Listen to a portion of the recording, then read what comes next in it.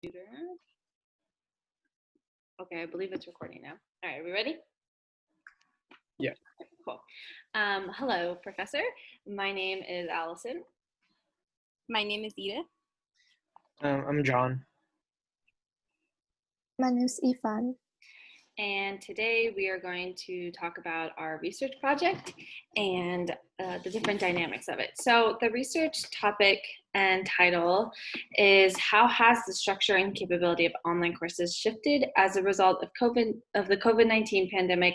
And this is all through the lens of student academic performance. Motivation and reasoning. What's the point? Recently, due to the pandemic, online learning was tested tremendously in ways that people never thought of. This made almost every single class an online learning experience, even including classes that would normally be required to take in person. Because of that, technology was used in order to adhere to social distancing guidelines in higher education. Education now evolved and shifted into a structure of distance learning due to the implementations of online courses in universities as a result of the COVID-19 pandemic. With this online learning, students and teachers are benefiting in such ways as scheduling, pace, and delivery. Over the years, technology has improved as well as online teaching. This study reviewed and evaluated the shift in structure of online courses as a result of COVID-19. The experiment also explored students' perceptions towards class materials, resources, and student-professor relationships. The results used in past research as well as predictions toward online courses allows researchers to come to the conclusion that classes have gotten better during the COVID-19. All right, so what is the problem that we're trying to tackle with this research project? So online courses before COVID-19 had not yet reached their potential in terms of supporting academic success and performance for community college students. And as essentially online courses had a copy and paste style of course structure. So essentially all of the online courses taught at Foothill College, for example, had all the same course structure. And this is essentially kind of what made online courses so appealing, was that it was applicable to any and all types of students.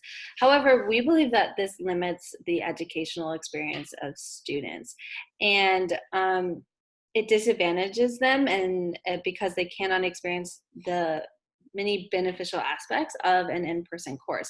However, now that no one is able to attend online courses, universities and colleges around the world has had to reevaluate the effectiveness of distance learning. So a few articles that we found that really supports our topic include Staying the Course, a study in online student satisfaction and retention. And the author, Herbert, goes over variables such as responsiveness of an instructor to student needs, quality of online instruction, and providing timely feedback of students' progress and student-to-student interaction. He comes to the conclusion that about what is considered the most important variable in his studies. So he writes that the respondent's most highly ranked variable in terms of importance was faculty being responsive to student needs. So this kind of goes back to our idea that not all students are the same, and that these copy and paste style of online courses don't really fit well in terms of the role that they have and the goal and motivation behind them, which is to essentially provide an equally substantial education compared to in-person courses. So another article that really kind of drives this point home is titled Course Completion Rates Among Distance Learners, Identifying Possible Methods to Improve Retention. So Robert Nash wrote that it's clear that distance learning students have conflicting needs and pressures, and because of that, they may ultimately decide that they do not have the time to take advantage of these services. So again, we're kind of going back to how we think that online courses offer equally substantial experiences for students, like when compared to in-person courses, but in reality, they don't offer the same services in terms of engagement, support, tutoring, help, and things that you would normally get in a traditional class setting. And so with all that being said, some expectations that we had for the study include this idea that there will be an increase in student engagement as a result of the change in course structure, including the technological use of Zoom, discussion boards and breakout rooms, which is a feature of Zoom. And this kind of goes to this idea that this increase of engagement and face-to-face interactions with professors and other students will really boost the academic performance of other students and allow them the opportunity to really feel like involved with the course and motivated as well.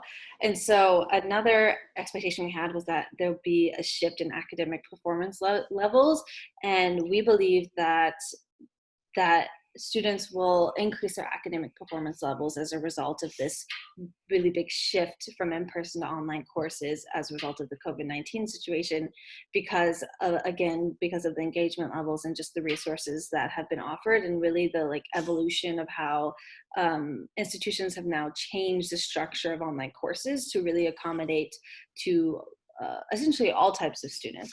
And so we also expect that there'll be a change in relationship between the professor and the student in online courses as this online and virtual environment continues to evolve. Professors and students are becoming really familiar with how to interact with each other and how to really interact with the virtual world as well. So for the master section, we will go over four parts, which are participants, design, materials, and procedure.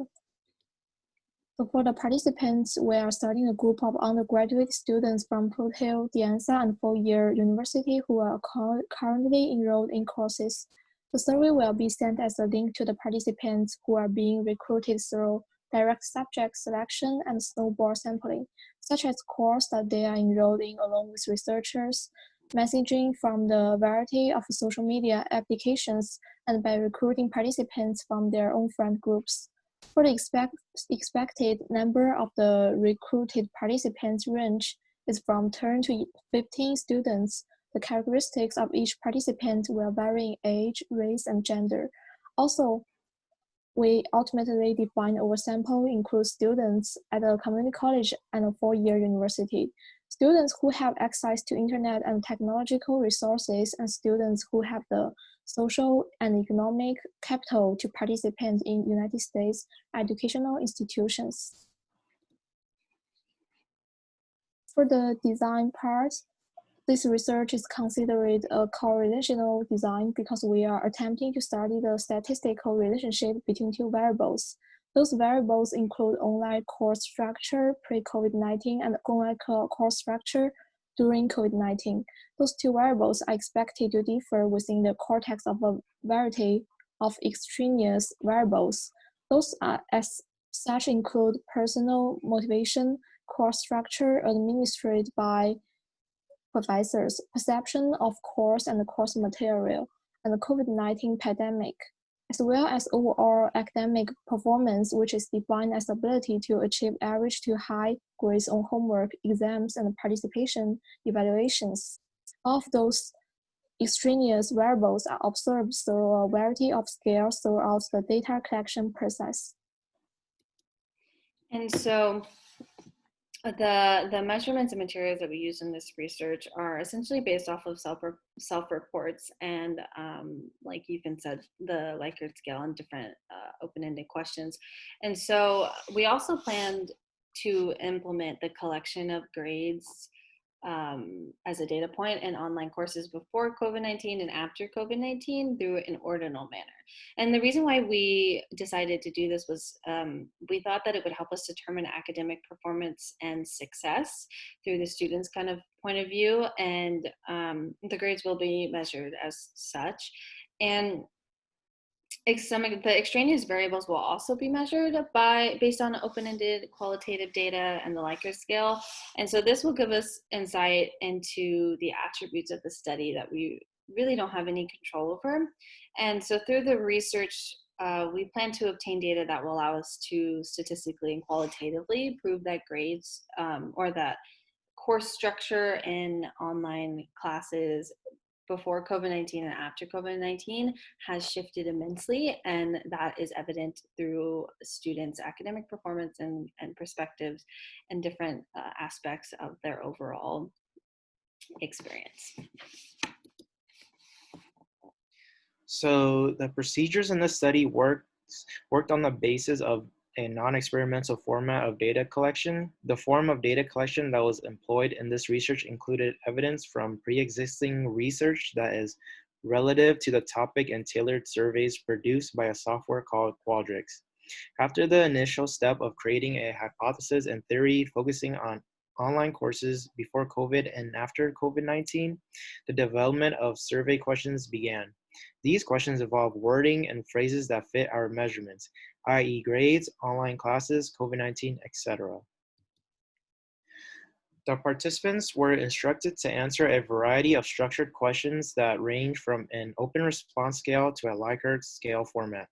The variables that are identified in these questions are online courses, academic performance, course structure, COVID-19, course and material engagement, and course perception.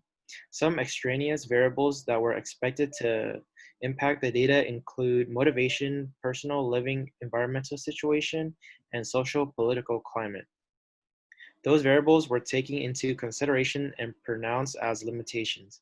In an attempt to create a quick and efficient survey experience for participants, randomization of a variety of questions were implemented. In the case of open-ended questions, their placement was randomly selected so as to create as little deterrent behavior towards the survey. This survey was sent as a personalized link to participants through the websites quadrix.com.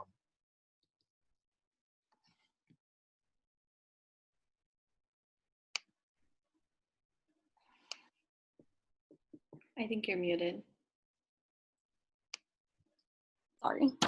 Results and limitations. Because of the limited access, our only option in terms of sample size and population was biased and was not a sufficient representation of the participants that we had originally planned on recruiting. Results of this data collection process were expected to have consistent results throughout all the participants' answers. Ideally, we would like to have presented our results in a statistical format, narrative form, and tables and graphs. Okay.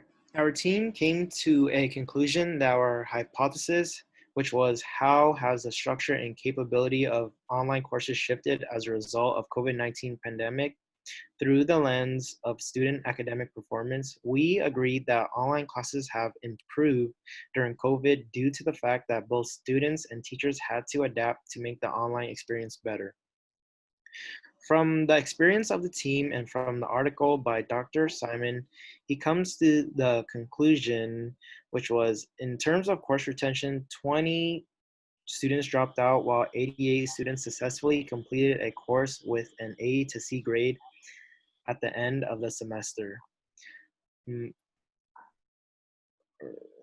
Students have done well in the past, so we can accurately predict that students will do well in future online classes as well.